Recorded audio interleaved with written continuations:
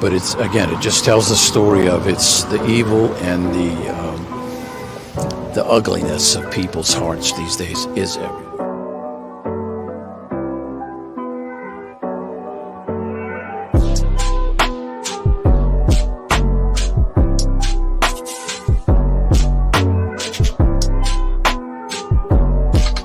This is Franky Rose's Think Tank. Here's your host, Franky Rose. Hey guys, welcome back to the Think Tank. Sorry for the interruption, but we got a verdict in the Apple River case, and guilty on all counts. So with that said, we are back at Slender Man. Morgan Geyser is wanting out, and they're debating that right now. So let's get into this. I am sorry for the delay, interruption, but hey, we're back. No, I agree with all of that, and I would be fine. All right. Well, I anticipated there'd be some argument involved, so we'll do the argument this morning if there's time. If not, we'll come back this afternoon and do it. Okay. And then I may want to reflect on what was testified to, and if I did that, we'd probably look to a day next week to come back for a decision. Right, that'd be fine with us. Also, I might decide to do it today. Depends on how things proceed. Okay. And there's Dr. Robbins. I see him up. All right, he materialized. It's another digital miracle. He's here. All right. Well, then I think we're all set. We're on the record in State versus Geyser. Dr. Robbins, can you see and hear the court? All right. Well, I can see you and hear you as well. We're prepared. I understand you. We're prepared to hear you as a witness. I understand you're prepared to testify as a witness. Okay, thank you. And you're welcome as well. So you're standing, it looks like. Okay. Well, if you could raise your right hand, our clerk will swear you in. Do you swear that the testimony you are about to give in this matter before the court should be the truth, the whole truth, and nothing but the truth, so help you God? All right, very good. Thank you. And then Attorney Cotton. Good morning, Dr. Robbins. I'm going to just start by asking you if you have. Tell just one housekeeping matter. State your full name and spell your last name for the record. Yeah, sure. It's Kenneth Robbins, Robbins. All right. Thank you. Thank you, Judge. Attorney Cotton. Dr. Robbins, you have a curriculum vitae or a professional resume, I do. and you provided that to our office as part of this process. I did. We've marked that as Exhibit A. Madam Clerk, I believe it's in the Exhibit Q. You've had a chance to review that. Is that an accurate resume that you provided to our office? It is. Judge, without objection from the state, I'm just going to move into admission, request admission of Exhibit A. Any objections? No. All right, received. Dr. Is there an exhibit list? Yes. You have an exhibit list that you're running? Oh, it's the attorney should prepare an exhibit list. Yeah, that's all. He doesn't have a separate one for defense. Oh, really? Well, you have to prepare one, and you'll have to get that done. And that document should be available for review. You might have to refresh the screen. Okay, very good. Thank you. Dr. Robbins, I want to ask you just a little bit about your professional background. What is your educational background? Went to medical school at University of Michigan, graduated in 1977, and then did residencies in both internal medicine and psychiatry, and I'm board certified in both. And you're currently board certified in both? Correct. What's your current employment? I have been directing a Medicaid grant to reorganize the mental health system in several counties in California. I serve as medical director for Rock County and their mental health system. I do some work at a Grace hospice. I do some consulting for the Madison Police Department. Okay, when you said Rock County, you're referring to here in Wisconsin, Rock County. Exactly. And then you're also helping reconfigure the mental health system in some counties in California. Exactly. Do you have any connection to the Mendota Mental Health Center here in Wisconsin? So I was the medical director at Mendota for most of the 90s, but I don't have an official role there at the moment. What is the medical director? What were your duties as medical director of Mendota? Essentially to oversee the clinical care. Okay, are you in charge of the doctors and the various treating professionals in that capacity? Exactly. Now you're familiar with Miss Geyser because of your history with her. Is that fair to say? That is fair to say. What history do you have with Miss Geyser? If you could just summarize, please. So as I have in my report, I've interviewed her several times in the past, initially for a competency evaluation back in June of 2014, next as an evaluation for her appropriateness for a reverse waiver back in June of 2015, and then a criminal responsibility evaluation in September of 2017.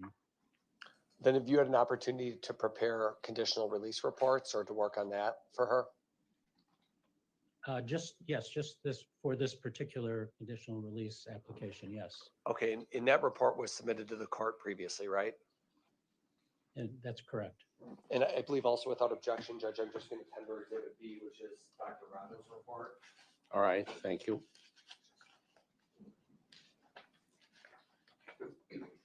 Dr. Robbins, you prepared this report after doing what type of investigation? Could you just explain what you did? Yes, I read through her medical records at Winnebago Mental Health Institute. I spoke with some of the staff working with Ms. Geyser. I read through some of the other reports as well as my own. I read through Dr. Lundbohm's report of March of this year, Dr. Collins' report of August of last year, both to make recommendations about conditional release. And I think that's about it. And then I interviewed Ms. Geyser at Winnebago. What is your experience with people, professional experience with people who have received or are petitioning for conditional release? Well, I've done a number of these evaluations, maybe 40 or 50, and I've supervised many more for forensic fellows, and then participated in the preparation of reports by Mendota back in the day when I was at Mendota, which were not to give opinions, but to bring the court up to date on the status of people who are applying for conditional release. What type of people are housed at the Mendota Mental Health Hospital? So that's changed over the years, but when I was the medical director, we had kids, we had a civil adult unit, but primarily it was forensic, meaning people who had committed crimes and were either being evaluated for competency, treated to competency, or being treated for not after they were found not guilty by reason of mental disease or defect. In other words, people like Miss Geyser. Exactly. Somebody who was treated for competency, found NGI, placed at an institution. Correct. During the 90s or decade or so that you were the medical director, did anybody from Mendota ever petition for conditional release? Did that ever happen? Oh, many times. Okay. Were you involved in, well, you say many times, were you involved in any of those cases or did you oversee them?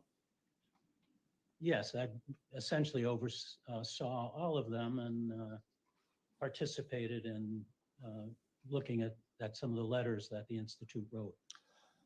And as the medical director, you're essentially in charge of what comes out of that institution. In other words, if a doctor recommends release, you're going to see that report and you're going to have your own opinion on whether that's appropriate or not. Well, to some extent, the doctors who recommend release or who suggest that release is not appropriate are independent of the institutes, as in my case.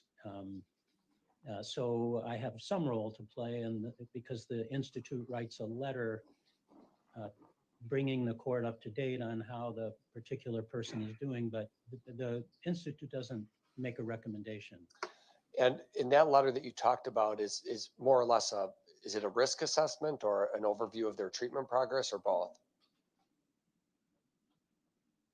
Essentially both. It mostly focuses on behavior, how someone has done, how they've participated in care, the clinical progress as well as the behavioral progress. How do you know as a clinician, how do you know when somebody's ready to be released to the community? Well, it's a somewhat subjective decision based on a belief of whether they are dangerous, for starters, whether there's something more important that they need to still receive at the institution, how they've done, how they're likely to do outside the institution, what kind of behaviors they've displayed when they've been stressed, etc. And once release is recommended, just make sure the camera didn't freeze. Can you hear me, Dr. Robbins? And Okay, you just had a brief glitch there with the camera, I think. Once an individual is approved by a court to be released, what does the institution do? What would Mendota do, for example, once a judge has signaled his or her approval? Well, they would look to meet the conditions that the judge lays out, but they would look to make sure that the person who's being released is being released to a safe environment where they can be monitored. Okay. What's your opinion specifically about Morgan and her petition for conditional release? Are you still out there, Collector? I'd love to chit chat with you some more. Is that this is a appropriate time for her to be conditionally released? In your report, you said that it's an ideal time for her to be released. Why is it an ideal time right now? Because Morgan has improved quite dramatically and needs things that the institution can no longer offer.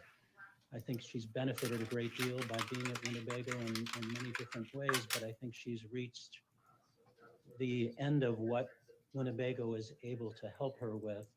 There's no suggestion that she is dangerous at this time. The kinds of things that she needs, in my view, help with socialization, help with education, help with becoming independent, are things that Winnebago can no longer provide in an effective way. Okay, so there's no more treatment she can do at Winnebago. There's no more treatment she can do at Winnebago. So there's more treatment. I just don't. I think the downside of being at Winnebago is greater than any benefit that she could receive from the treatment that's offered there. Okay, and treatment can also be and would be provided in the community, typically when a person is released from a mental hospital. Yes, that would clearly be a critical part of Morgan's transition. Judge, can I proceed, or do you want to take Let's take a moment here. Doctor, I have a cough. Yes, I'm sorry. Thank you. It's one of those coughs, I get a tickle, and no matter what I do, I can't seem to alleviate the tickle.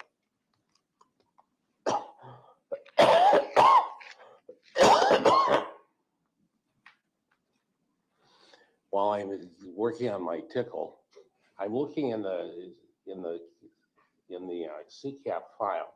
You said the exhibits are there. Exhibit A. Where is Exhibit A?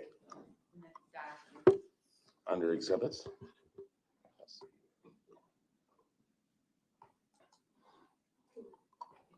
Or under document?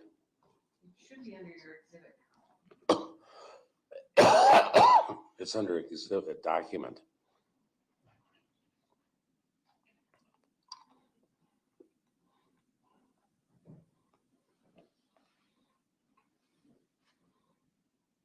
I have the, when I pull up the exhibit tab, while I'm working on my cough, looking at the mechanics of CCAP. You agree it's not there? Yeah. All right. Let me do something, I'll fix it.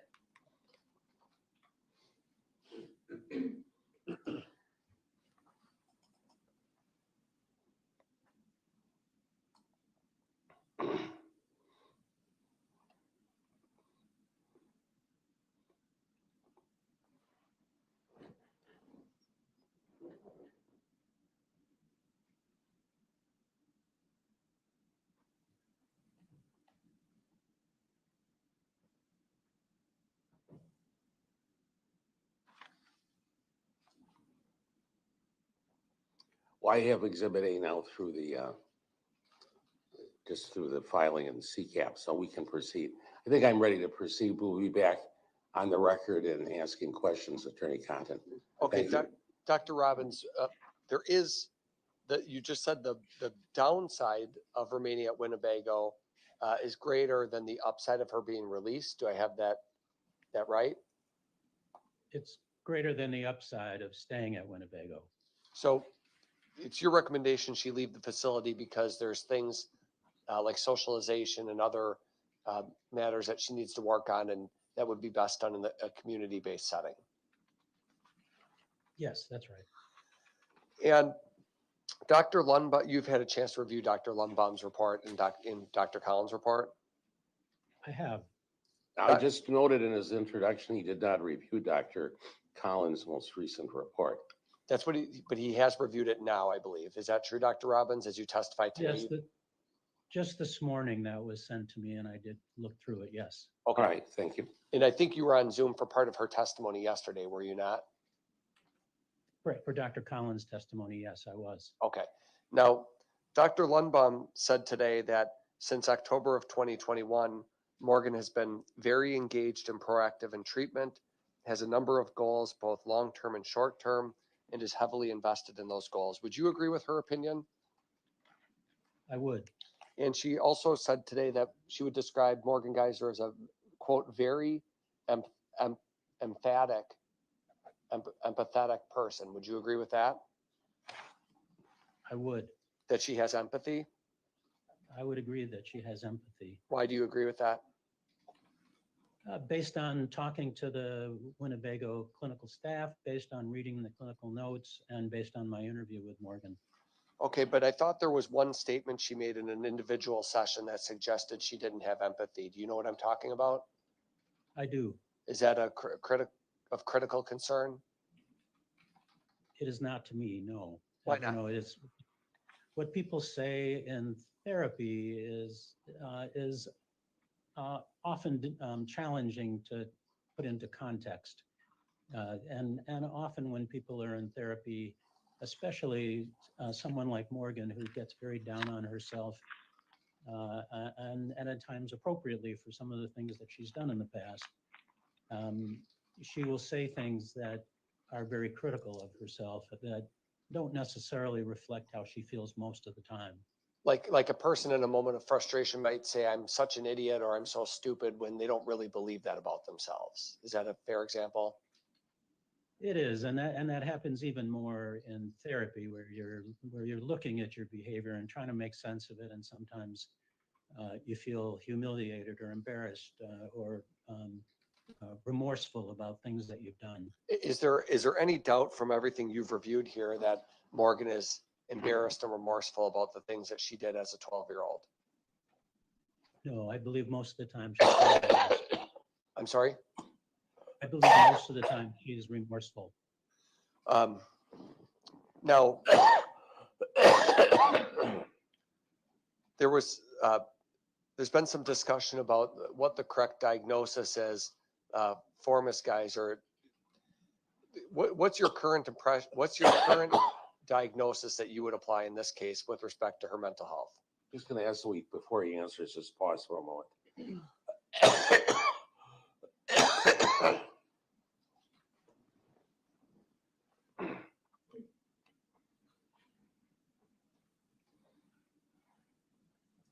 Should I answer?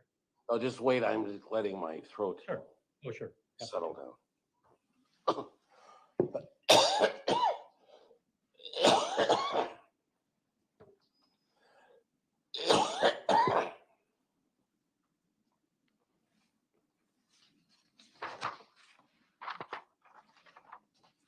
All right, do you need the answer to the question right back, doctor? No, I don't think so. The question I think was, what's my current diagnosis for Yes. Ms. Geyser? Yes. So I think the primary diagnosis is post-traumatic stress disorder. There's, some question of whether she has also a generalized anxiety disorder or social anxiety disorder, but I think the primary diagnosis is post-traumatic stress disorder. And what caused that? Have you been able to, does it really matter what has caused that? Or as a clinician, did you examine that? I did. What's Yeah, I think it does matter. And I think it's the primary trigger for the post-traumatic stress disorder is her father's sexual mistreatment of her. Were we aware of that sexual mistreatment back in 2014, 2015? No, Is it something that you attempted to pry into with Ms. Geyser as a 12 or 13-year-old? Did you explore that with her? we talked a fair bit about her relationship with her parents. At the time, she felt particularly close to her father and distant from her mother. But yes, I did ask her, and there was no, she was not at that point endorsing that there had been any sexual mistreatment. Have you had other patients in the course of your career who have suffered sexual abuse as a child? I have. And is that something that is typically self-disclosed right out of the gate, or does that oftentimes take time, or do you have an opinion on that? I do, yes, and I don't think anybody would disagree that this is something that's very personal and very painful and often is not disclosed initially. Now, you're aware Ms. Geyser's father has passed away. I am. And in subsequent to that, or somewhere around that time, as an adult, she's come forward and been able to disclose what he did to her. Do you have any doubt in your mind about the veracity of her self-report? I don't. When you diagnose PTSD, is this just an opinion that you render, or is there a manual you can go to determine whether this is a correct diagnosis? Yeah, the DSM has very specific criteria for making that diagnosis, as with any diagnosis. Does PTSD specifically require further institutional treatment for Ms. Geyser, in your opinion? No, it doesn't. And what about you mentioned a generalized anxiety disorder. So she has anxiety. Is that something that you think requires institutional treatment? I don't. Let's just tackle each one of those conditions. How would PTSD be treated in the community if the judge approves her release, specifically for Ms. Geyser? It's primarily talk therapy. It's helping someone go through the memories that triggered the PTSD and help them gain some perspective. And sometimes medication can also be helpful. And there's medication being prescribed right now, isn't there? There is. What about anxiety? Is that something that, how would that be treated with her in the community? Similarly, it's, PTSD is sort of a form of anxiety. Many of the PTSD symptoms are anxiety. So teasing apart how much of the diagnosis is truly PTSD versus generalized anxiety disorder is a bit challenging because there's so much overlap in symptoms. But both of them would be treated primarily with talk therapy and sometimes with medication as well. And when you would see patients released from Mendota on conditional release, do those people come back to the facility if they have a recurrence of symptoms that requires inpatient care, or are they simply gone and that's it? No, there's always the possibility that if they relapse, if they become more ill, more dangerous, that they can be returned. Okay, well, let's talk about the dangerousness. Is there any evidence of Ms. Geyser being a dangerous person in the last I don't know, let's say 2 years or 2 years plus? Yeah, so there hasn't really been, since her admission to Winnebago, any serious dangerousness to others. She has done some, she has been at some risk to herself with cutting and swallowing a battery back earlier, and then in 2021 with a more serious suicide attempt, but not since then. And she's not violent towards other people at the facility, right? That's correct. Certainly at Mendota and in Winnebago, there are those people who they have to be restrained because they're violent towards others. There are. Really, with Morgan, the only singular violent event towards others is the horrible events that took place in 2014 with her friend, right? That's right. So now we have a decade plus no violent behavior towards other people. Correct. But some self-injurious behavior a few years ago. The most serious a few years ago, but nothing since then. And that's inside the facility of Winnebago, though, isn't it? Correct. Certainly, the facility is designed in some ways to be therapeutic, right? It's supposed to be. It's certainly not a prison. It's a treatment center. Would you agree with that? I would. There are some profoundly dangerous people, however, who find themselves in that facility. Correct. Many of whom are much older than a 14-year-old or 15-year-old. Well, I think pretty much all the people who Morgan was with were significantly older, with very few exceptions. If you can answer this question, would it be, I realize she's been there for an extended period of time, but does it remain safe for her to be there? In other words, is she going to have positive experiences being there, or would those experiences be better had in the community?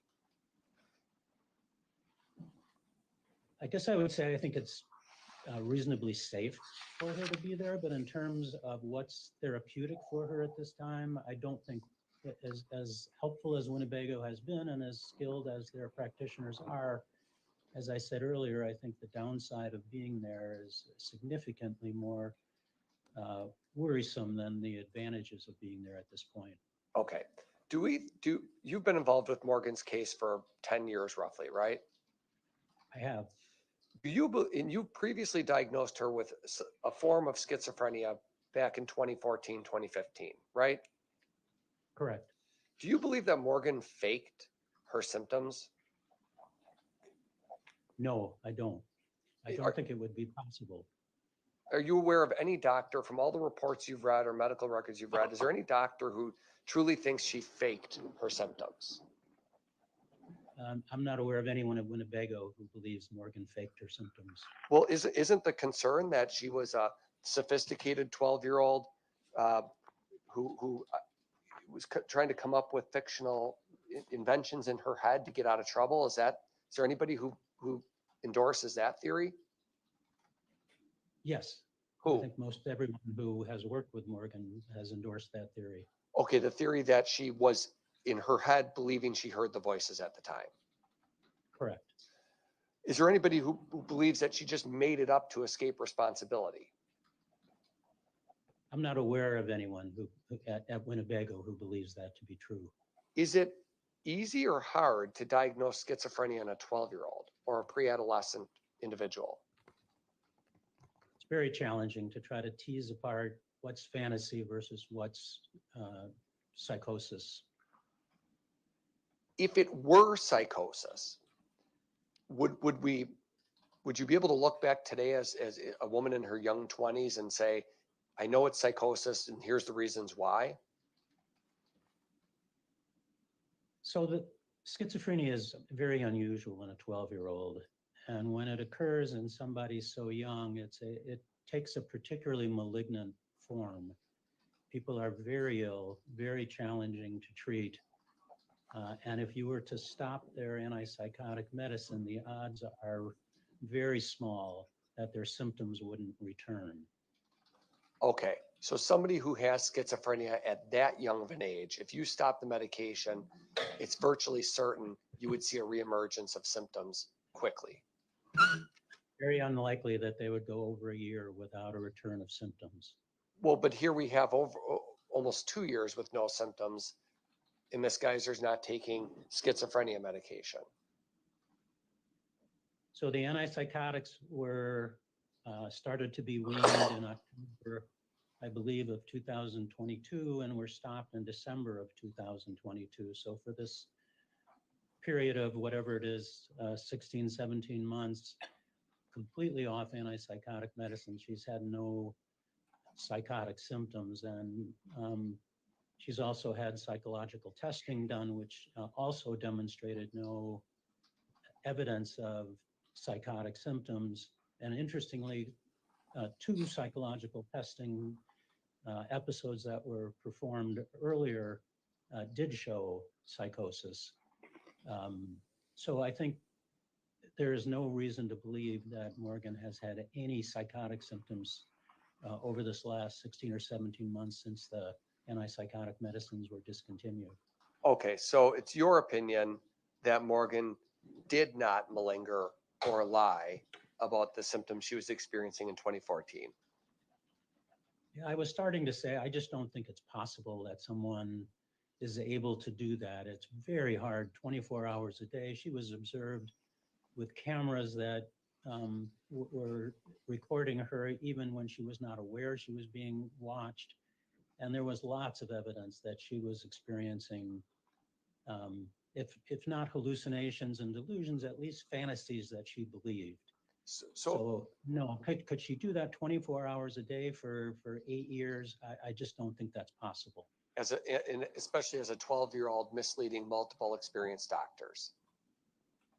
Exactly. And maybe I'm being defensive since I was one of those experienced doctors, but I don't think so. I just, if you look at textbooks about the ability of someone to malinger psychotic symptoms over the long term, it is just very challenging, and it would be a case report. It would be so unusual. This could be written up in the literature because it is so challenging to maintain these what appear to be psychotic symptoms unless you believe they're true. Okay, so is it likely that Ms. Geyser did experience transient psychotic symptoms, or perhaps that her fantasies that as a 12-year-old were so powerful, maybe she became to believe those fantasies? Is that likely?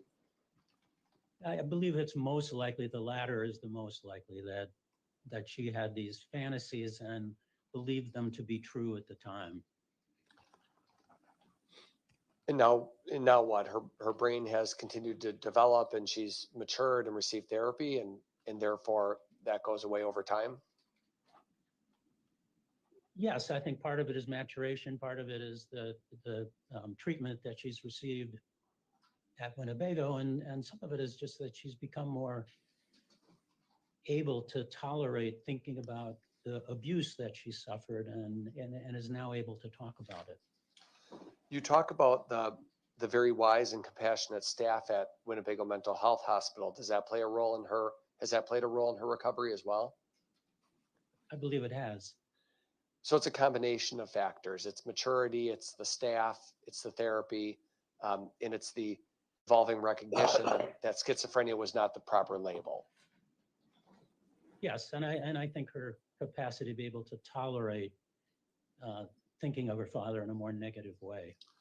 Is the label, should we be, for purposes of this decision that the judge has to make of whether to approve a release plan to be developed, would you say that the label is important, that whether it's schizophrenia, PTSD, or anxiety, is the label what's important, or is something else more important? It's hard to tease that apart. I think it's a combination of things, but it's it's the dramatic improvement that's been observed with Morgan, her commitment to treatment, and the progress everyone has seen, the lack of dangerousness, and the need she has for socialization at this point, for starting to, she's a very bright young woman. She has a tremendous amount of potential, but at some point, if she's in an institution too long, I'm afraid she's going to get stuck and not be able to mature in the way adolescents mature as their brain is developing. they have the capacity to mature, and at some point that becomes more challenging. Okay, so we may be at maybe is that why you use the phrase ideal time for such a release to happen in 2024? Exactly. Because as we go into 2025, or as Ms. Geyser ages, her ability to form those important social relationships is going to further diminish. Exactly. And And the capacity of her brain to mature it becomes more and more challenging as she gets older. so in a perverse way, somebody could become more dangerous in a way, or maybe not more dangerous, but less able to function in society the longer they are denied the opportunity to have those relationships. I think that's fair. Well, you used to be the medical director at Mendota. What happens when a person has spent their adolescent years or early 20s? What happens? The person has to be released and they walk out onto the street, or where do they go? Well, they become institutionalized, and it becomes very hard for them to become functional, productive people when they leave. So what happens with someone like Ms. Geyser, though, when a court approves the release plan? Where would she go? I guess if it were up to me, I would suggest that you go to a group home, a structured group home where she would work with continue to work with staff, continue to work on her own emotional issues with mental health professionals, and start to socialize, start to learn how to be more independent, how to become more educated. She has some very specific goals in mind that I think she can start to pursue. And I'm concerned that if we wait too long, that it's going to get more and more challenging for her to pursue those goals. Okay, so we have group homes in Wisconsin. We do. And then Ms. Geyser's team would, in your opinion, should place her in a group home so she can have some more freedom, but not total freedom. Do I have that right? I think that's fair. So it's a structured environment, but somewhat less structured than the locked facility of Winnebago. There would be more ability to be independent, but it would be monitored and observed. And I assume there's staff at those group homes There is. that would work with people on, you mentioned education and work and socialization. Are those topics that are worked on?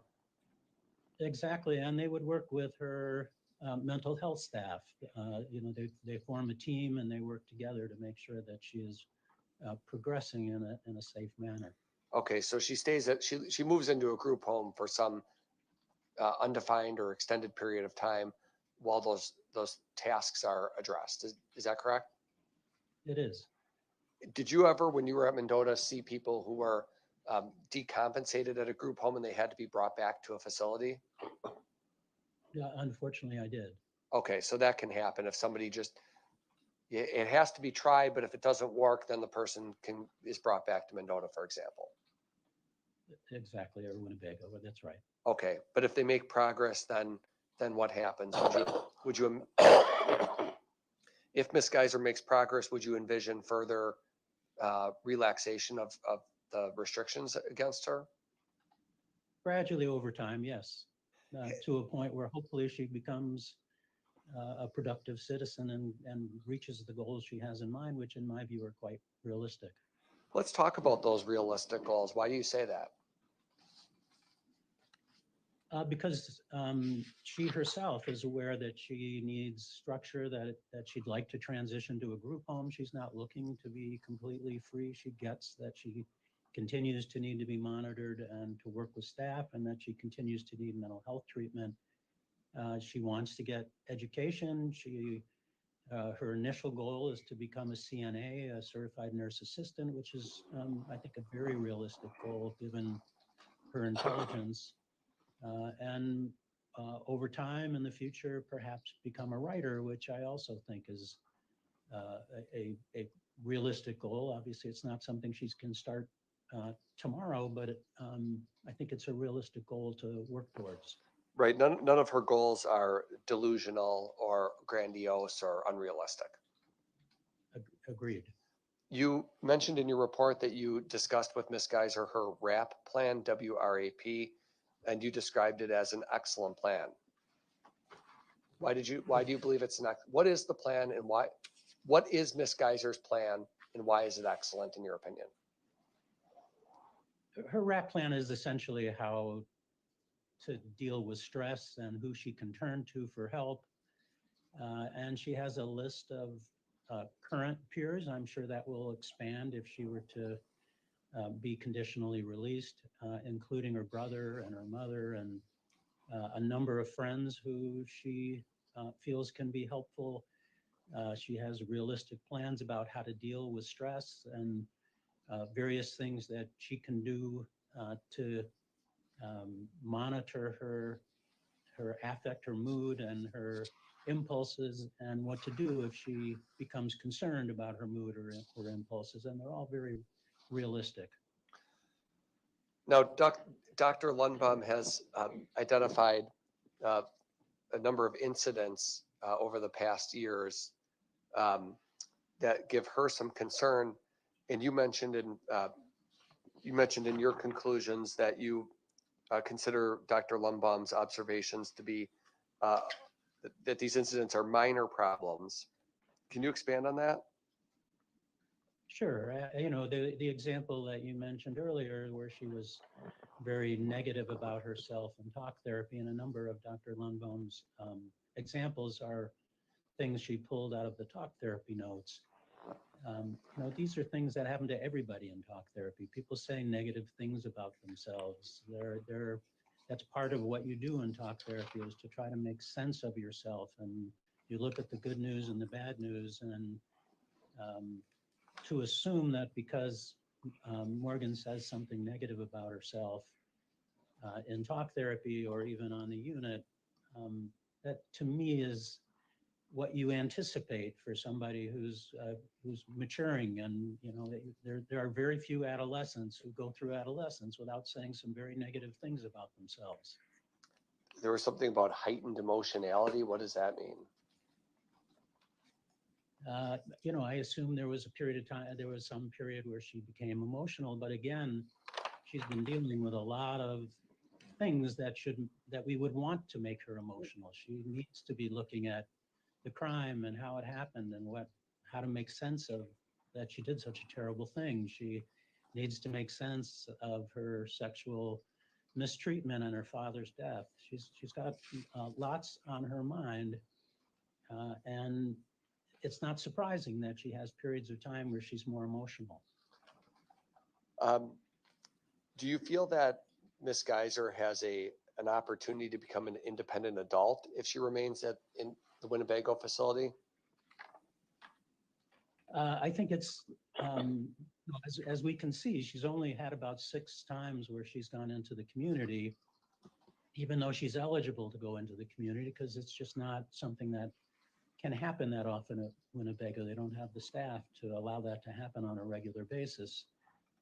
So her independence is going to be very limited if she stays at Winnebago.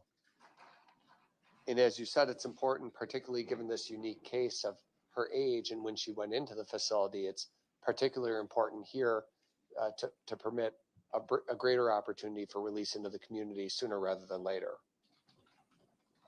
Yes, that's my point of view. Is Ms. Geyser's suicidal ideation significantly diminished? It's largely gone. I think she has moments where she is very critical of herself and maybe has fantasies about suicide, but she has not had serious suicide thoughts since the attempt in 2021. And there have been no security holds since 2019, so 4+ or 5 years? That's right. Morgan's a bright girl. You describe her as a bright girl, somebody who's smart. She's very bright. You mentioned in your report that she will not, and I think you've testified to this, Morgan won't benefit from further time at Winnebago, you said. But you also said, despite the best intentions of the staff, Winnebago will, and these are your words, hinder her ability to progress. Do you still hold that opinion? Yeah, I guess I wouldn't say there's nothing she could benefit from at Winnebago. I think, further talk therapy, she needs talk therapy one place or another. I just don't think it has to be at Winnebago, and the downside of being there is very significant. Right, because she would get talk therapy if she's conditionally released. There's no doubt about that. Correct.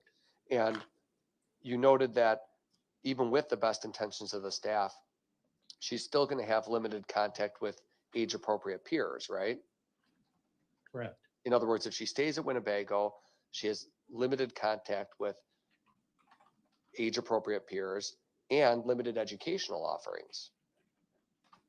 That's all correct. She's on a unit with people who've committed dangerous acts, are older, are mostly quite ill with their psychiatric problems. It is hardly an ideal circumstance to grow up. And of course, at her young age, she is still maturing and still growing, hence the reason why you'd like to see her be given the opportunity to go into the community. Exactly. You describe it as critical, in your opinion, that Morgan be transitioned out of the out of Winnebago. Why do you believe it's critical? Is it everything we've just discussed, or is there anything we've missed? No, I think we've covered it pretty well. And you recommend structured group home with similarly aged peers, but you also talked about believing the importance that, or finding it important that Morgan be given an opportunity to further her education. Do you believe that's important? I do. Why? Because she's expressed that to you, or are there other reasons? Because she's bright and she has goals that would require education, and that's going to be part of her maturation process and becoming a productive citizen. And then when she's in a structured group home, she's going to have appropriate mental health services and providers that she can work with, just like she does at Winnebago. Well, that would have to be arranged, but yes, that certainly can be arranged.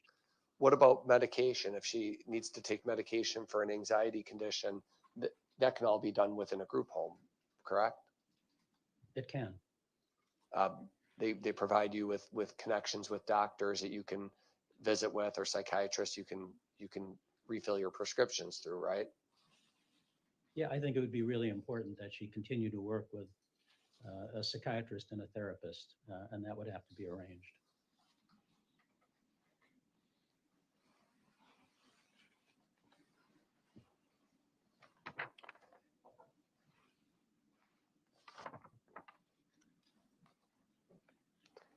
In terms of insight with Morgan herself, do you believe that Morgan possesses insight into the need that she has for that type of support?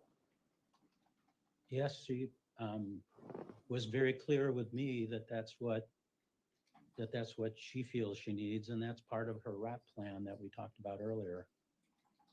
Thank you. Those are all my questions. All right, thank you. Cross-examination. Good morning, Doctor. Are you Morning. currently in California? No, I'm in Madison. Okay.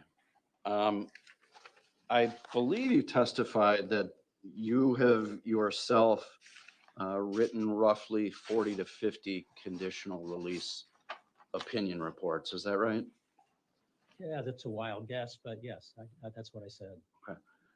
It would be fair to say that it's been a very small portion of your career has been devoted to forensic psychology, correct?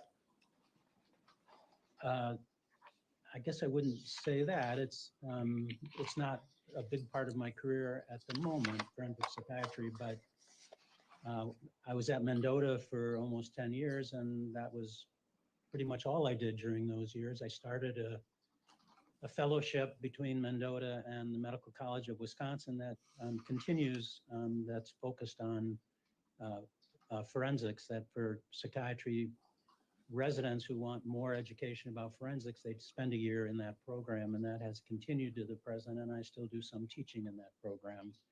So I guess I wouldn't say it's a very small part, but at this moment, it's not a big part of what I do. What about yourself as far as competency evaluations? Have you done a lot of those over the course of your career? I have.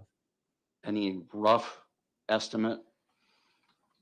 So when I was at Mendota, I supervised all the competency evaluations. So there were hundreds that I supervised during the 90s. Since then, I don't know, maybe 30 or 40, not a huge number. Since the 90s? Since then, yeah, that's right, in the last 25 years or so. And you did the mental responsibility evaluation in this case, right? I did. And how many of those have you done since the 90s?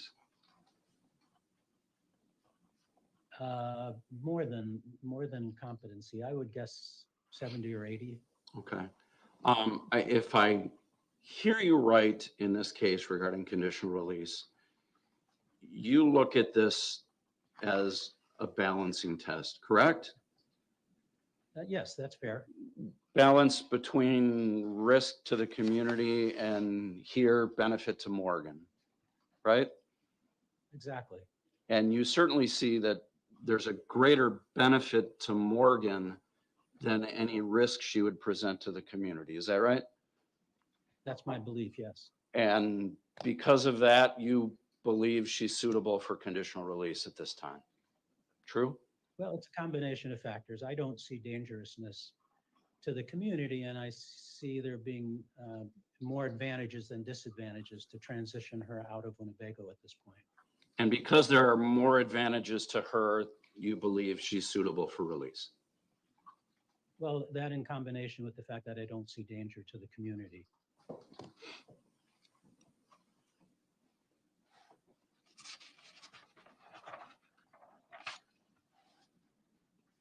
Well, not to beat this horse, I guess, but you certainly consider the benefits to her, correct? I'd say I consider the benefits and risks both to her and to the community. Okay.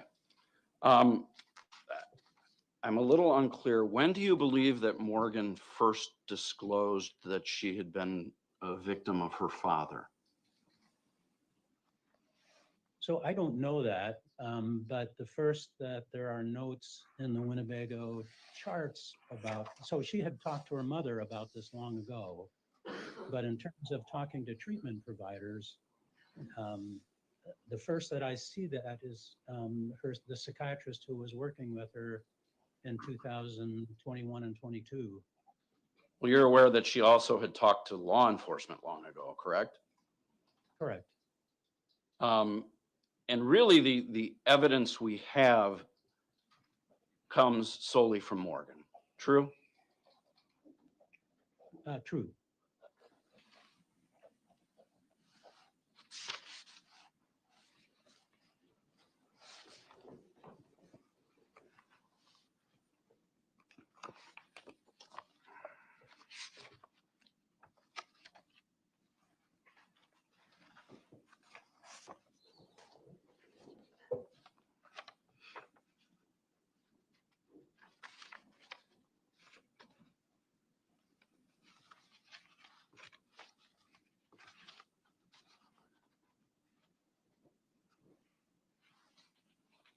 Thank you, doctor. That's all I have.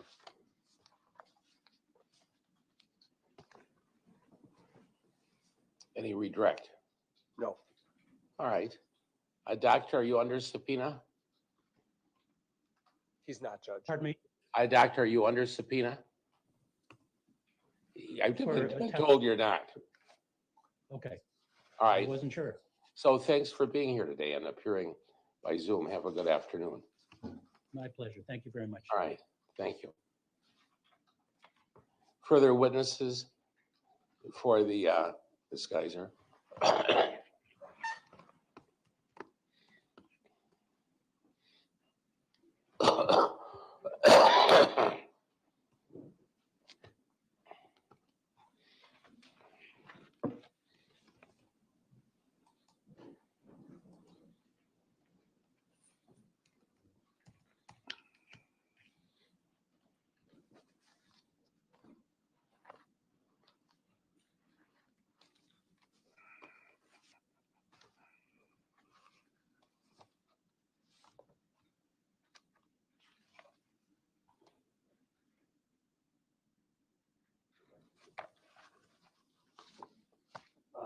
Okay, Miss Geyser would like to test. Sorry, 1 minute.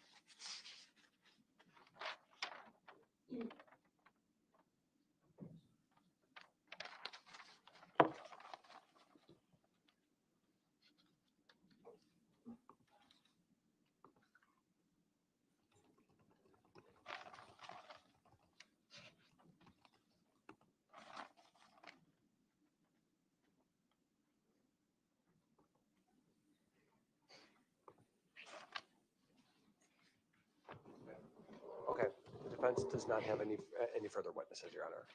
All right. I view this as a civil proceeding. I do too. All right. State agrees? Yes. All right, very good. Thank you. With that, then the defense rests.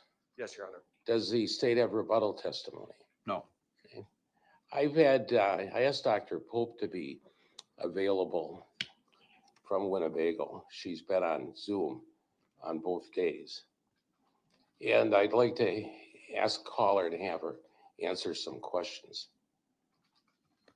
Should be brief. Any objections from the state? No, not at all. Any objections No. from the defense? All No. right. Dr. Pope, are you there? Yes, I am, Your Honor. Okay, I'm Judge Boren. I think we've met before. So good afternoon. Good afternoon. You've been listening to you've been listening to what's gone on in this case by Zoom yesterday and today. True. That is true. I'd like to call you as a witness and just ask you some questions about what's available at Winnebago for treatment. So So, now, if you're prepared to do that, yes, I am, Your Honor. okay, then I'm going to have our clerk swear you in. Could you stand and raise your right hand? Do you swear that the testimony you're about to give in this matter before the court shall be the truth, the whole truth, and nothing but the truth, so help you God? I do. All right, thank you. Just state your full name for the record. It's Dr. Kayla, Kayla, Pope, Pope. And what position, and you hold a position at Winnebago Mental Health Institute? That is correct. I'm the medical director. And because of that position, are you familiar with Morgan Geyser? Yes, I am, Your Honor. Medical director, you hold a medical degree. I do, Your Honor. Are you also licensed as a psychiatrist? I'm, yes, licensed and board certified in both child psychiatry and general psychiatry. All right. Have you been familiar with, how long have you known than Morgan Geyser? Since July of 2019. All right, so you have long-term history with her. That's correct. There's been a lot of discussion about in the petition and in the response to the request for release on a conditional release petition as to what's available at Winnebago if she's not released, and what is the proper course of action for her in the future. Are you prepared to comment upon that? I am, Your Honor. So it has already been identified by the experts. Morgan has already reached the highest level of privileges at Winnebago.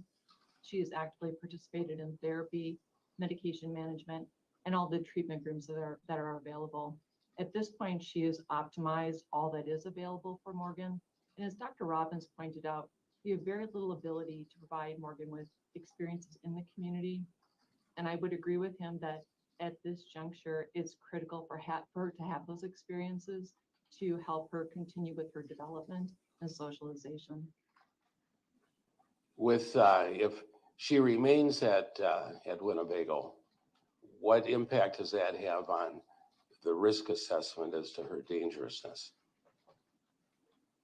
I don't think it would have much impact. I think at this point she is safe to return to the community, and I don't know that there's much more that could be done to make her safer. Dr. Robbins, in his report and in his testimony, recommended if she is released to a group home to facilitate further acclimation into the community. Has that been, if you have experience with that type of remedy? I do, Your Honor, and I do think that would be an appropriate placement for her.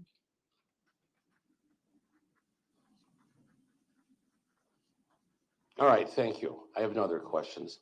Attorney Zapekowitz, questions? Doctor, have you reviewed the reports of either Dr. Collins or Dr. Lundbaum regarding conditional release? I have just glanced at them. I did not review them in detail.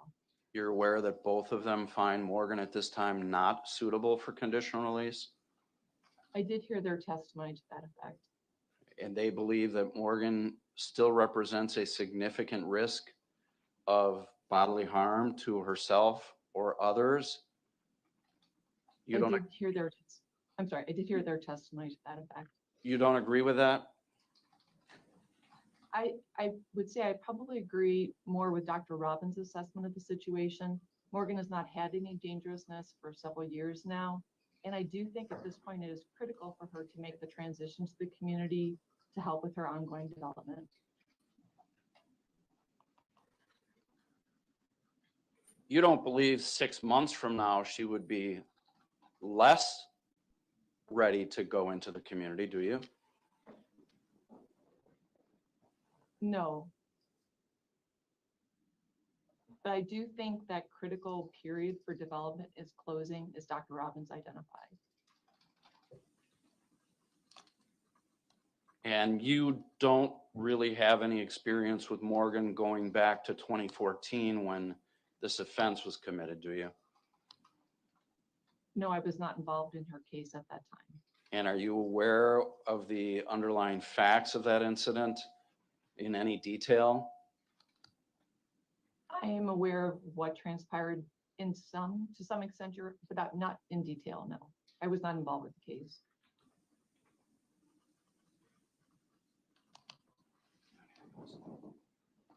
Nothing else, Judge. All right, thank you. Any questions, Attorney Cotton? Thank you, Doctor. The team at Winnebago will work with Morgan to figure out the right way for her to transition, right? That's correct. We'll work with her community team. She already has a team that's been put together waiting for the judge to approve things, right? That's correct.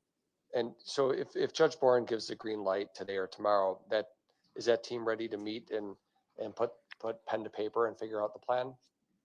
I think that the process is there's a 60-day period for them to put together a plan. Okay, and then they file it with the court to see if the judge approves. Correct. Okay, so the team is ready to go.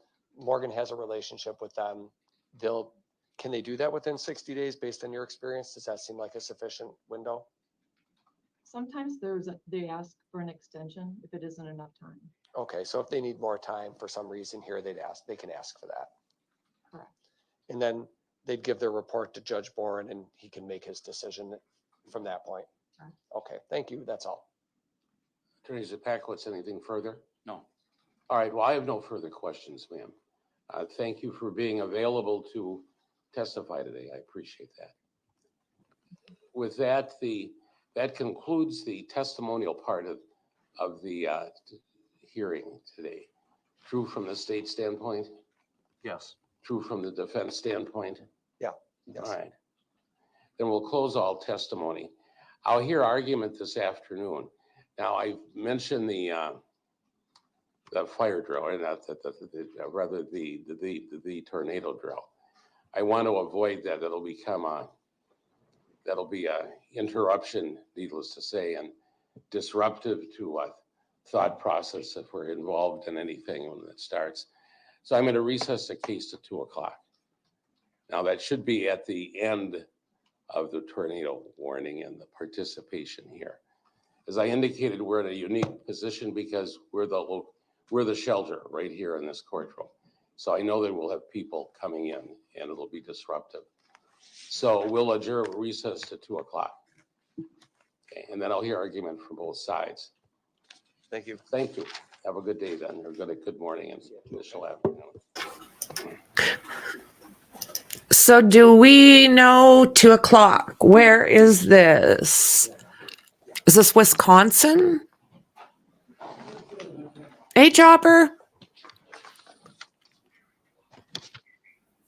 Any idea, Dandy?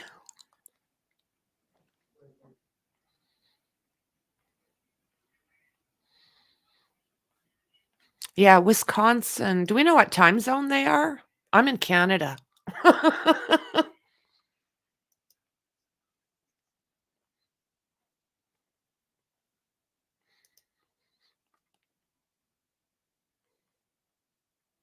90 minutes from now?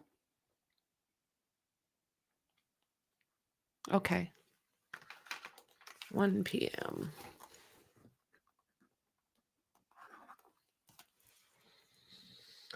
Hola. She wants to be released, Chopper. The one girl's already out. She's been out for almost 2 years, I think.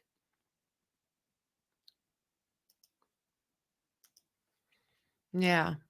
So what I'll do is I will set up a stream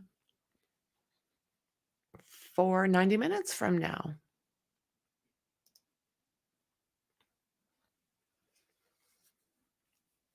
All right, guys. So I'm going to set up another stream. I'll probably do it about 10 minutes before we get into this hearing again and see what's going to go on. So thank you very much for hanging out with me, guys. I appreciate you tons. Subscribe, like, share. Make sure you hit that bell because I stream extremely randomly depending on what's going on. So much love, and I'll see you guys in the next one. Bye.